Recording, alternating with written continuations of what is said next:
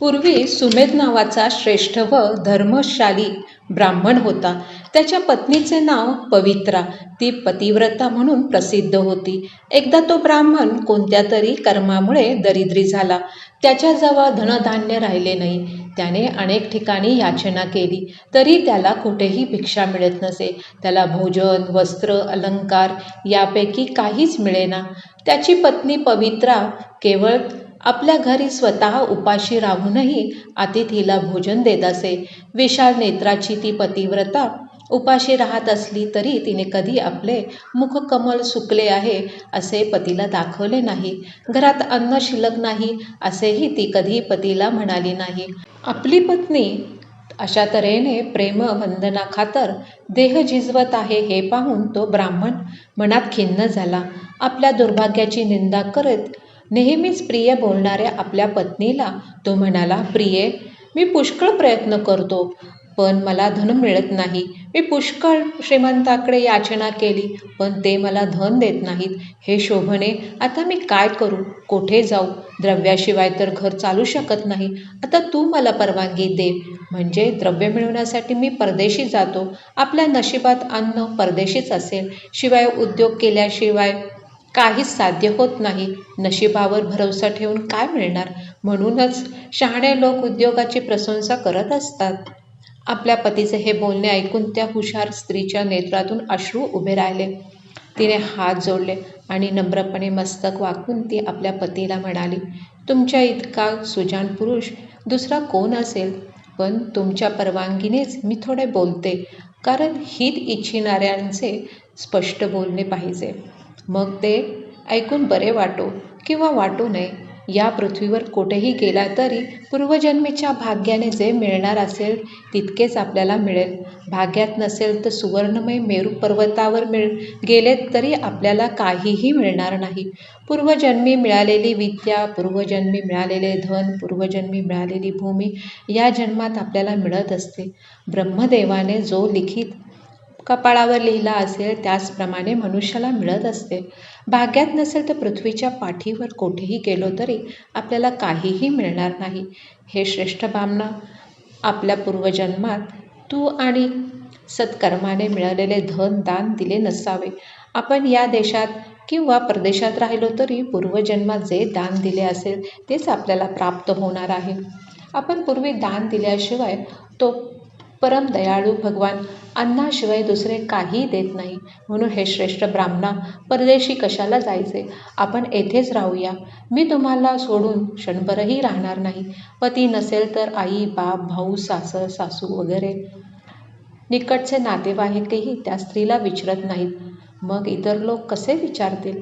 ज्या स्त्रीचा नवरा तिला सोडून परदेशी गेला आहे त्या स्त्रीची सर्वजण निंदा करतात, तिला अभागिनी म्हणतात. म्हणून तुम्ही परदेशी जाऊ नका, इथेच राहा. आहे त्या परिस्थितीत आनंद मानून आपण सुखाने राहू. तुमच्या नशिबात असेल तर आपल्या मनातील इच्छा येथेच पूर्ण होतील.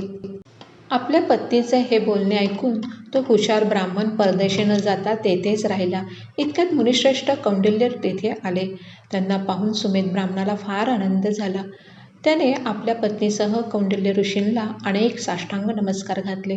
तो ब्राह्मण ऋषींना म्हणाला, माझ्या भाग्यानेच आज मला तुमचे दर्शन घडले आहे. मी धन्य आहे. तुमचे दर्शन झाल्यामुळे मला माझे जीवन सफल झाले आहे असे वाटते. नंतर त्या सुमेध ब्राह्मणाने त्या ऋषींची पूजा केली व त्यांना भोजन दिले. भोजनानंतर त्या पतिव्रतेने विचारले, हे श्रेष्ठ ब्राह्मणा, आमच्या दारिद्र्याचा नाश कोणत्या उपायांनी होईल? आमच्यासारख्या संसारी माणसांना विद्या आणि धन दानाशिवाय दुसऱ्या कोणत्या उपायांनी मिळतील? माझा पती मला येथेच ठेवून परदेशी धन मिळवण्यासाठी याचना करायला जायचा विचार करत आहे. मी पतीला विनंती केली आणि दिल्याशिवाय काही प्राप्त होत नाही असा युक्तिवाद करून त्यांना येथेच रोखून ठेवले आहे. हे मुनिश्रेष्ठा, माझ्या भाग्यानेच तुम्ही आज येथे आला आहात. तुमच्या कृपेने माझे दारिद्र्य खात्रीने नष्ट होईल. हे कृपासागरा ब्राह्मण श्रेष्ठा, माझे दारिद्र्य खरोखर नष्ट होईल असे व्रत, तीर्थ किंवा तप असेल तर ते मला सांगा. उत्तम शीलाच्या त्या ब्राह्मण पत्नीचे हे बोलणे ऐकून कौंडिल्य ऋषीने मनात विचार केला आणि नंतर सर्व पापे नष्ट करणारे आणि दुःख दारिद्र्याचा नाश करणारे उत्तम व्रत तिला सांगितले. कौंडिन्य ऋषींनी तिला म्हणाले, अधिक महिन्याच्या कृष्ण पक्षात परमा नावाची एकादशी आहे. या एकादशीच्या दिवशी उपोषण करावे व रात्री विधीपूर्वक जागरण करून भक्ती गीते गावीत. म्हणजे व्रत करणाऱ्याला ऐश्वर्य मिळते व धनधान्याने तो समृद्ध होतो. कुबेराने हे उत्तम व्रत केले होते, त्यामुळे शंकर संतुष्ट झाले आणि त्यांनी कुबेराला धनाचा अधिपती केले. तसेच पूर्वी राजा हरिश्चंद्राने आपली पत्नी व पुत्र विकल्यानंतर हे परमा एकादशीचे व्रत केले होते. त्यानंतरच त्याला प्रिय पत्नी व पुत्र परत मिळाले व निष्कंटक राज्यही प्राप्त झाले. म्हणून हे शोभने पवित्रे परमा एकादशीचे हे कल्याणकारक व्रत तू विधीपूर्वक व जागरणासह कर. असे सांगून कौंडिन्य ऋषीने पवित्रेला व्रताचा विधी सांगितला. त्याशिवाय त्याने सुमेधा ब्राह्मणाला पंचरात्र व्रताचा विधी सांगितला. अधिक मासात हे पंचरात्र व्रत केले असता ऐश्वर्य प्राप्त होते व मुक्ती मिळते. परमा एकादशीच्या सकाळी स्नान वगैरे कृत्य उरकून पंचरात्र व्रताच्या 5 दिवशीपर्यंत सकाळी स्नान करून जो मनुष्य उपोषण करतो तो आई, बाप व पत्नी यांसह विष्णू लोकात जातो. या एकादशीपासून अमावस्यापर्यंत 5 दिवस जो मनुष्य एक वेळ भोजन करतो तो सर्व पापातून मुक्त होऊन स्वर्गात जातो. तेथेही त्याला मान मिळतो. जो सकाळी स्नान करून हे 5 दिवस भोजन घालतो त्याने देव, दैत्य व मनुष्यांसह सर्व विश्वालाच भोजन घातल्यासारखे होते. जो 5 दिवसात जो मनुष्य चांगल्या पाण्याने भरलेला कुंभ रोज देतो त्याने जणू चराचर ब्रह्मांडच दान दिल्यासारखे होते. हे पवित्रे, या पंचरात्र व्रतात जो मनुष्य तिलपात्राचे दान देतो तो मनुष्य तिलपात्रात जितके तीळ असतील तितके वर्ष स्वर्गलोकात राहतो. जो मनुष्य हे 5 दिवस स्नान करून दह्याचे भांडे रोज दान देतो त्याला या पृथ्वीवर ऐश्वर्य प्राप्त होते व नंतर सूर्यलोकातही त्याचा महिमा गाजतो. जो मनुष्य या 5 दिवसात ब्रह्मचर्य पाळतो तो मोठ्या आनंदाने स्वर्गलोकातील सर्व सुखे उपभोगतो. कौंडिन्य ऋषी पुढे म्हणाले, हे पवित्रे, तू पतिव्रता हे पंचरात्र व्रत विधीपूर्वक कर, म्हणजे तुला धनधान्यासह ऐश्वर्य मिळेल आणि शेवटी आपल्या पतीसह तू स्वर्गलोकाला जाशील.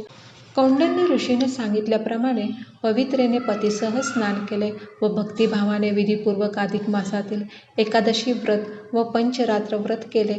हे व्रत पूर्ण होताच राजपुत्र राजवाड्यातून बाहेर पडून आपल्याकडेच येत आहे असे तिला दिसले. त्या दाम्पत्याच्या भाग्यानेच राजपुत्राला जणू प्रेरणा केली होती. राजपुत्राने त्या दोघांना संसारासाठी लागणाऱ्या सर्व साहित्याने भरलेला वाडा दिला. संसार खर्चासाठी एक गाव दिला व त्या वाड्यात त्यांचे विधीपूर्वक वास्तव्य करवले. त्या ब्राह्मणाच्या तपश्चर्येने राजा प्रसन्न झाला व त्याची स्तुती करून आपल्या राजवाड्यात परतला. अधिक महिन्याच्या कृष्ण पक्षातील परमा किंवा परा नावाच्या एकादशीचे भक्तिभावाने उपोषण केल्यामुळे व पंचरात्र व्रत केल्यामुळे सुमेधा ब्राह्मण सर्व पापातून मुक्त झाला.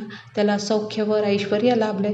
त्याने पत्नीसह या इहलोकातील सर्व सुखे भोगली आणि शेवटी तो वैकुंठ लोकाला गेला.